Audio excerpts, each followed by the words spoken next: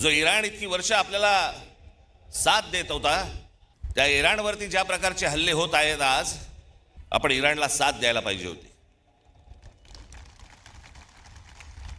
पण खामेनी गेल्यानंतर देखील आपल्या देशाच्या पंतप्रधानांनी कुठचंही निषेधाचं एक स्टेटमेंटही काढलं नाही, हल्ल्यावरती कुठचं स्टेटमेंट काढलं नाही.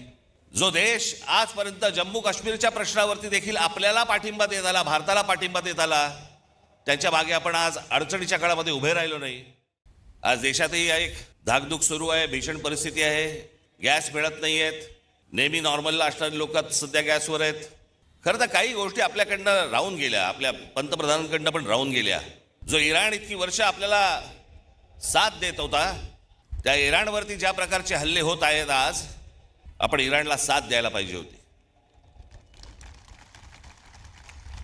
या देशामध्ये येणारं सगळं बरंचसं तेल हे इराणमध्ये येतं, ते आपल्याला रुपयामध्ये देत आले, पुढचं मला माहीत नाही.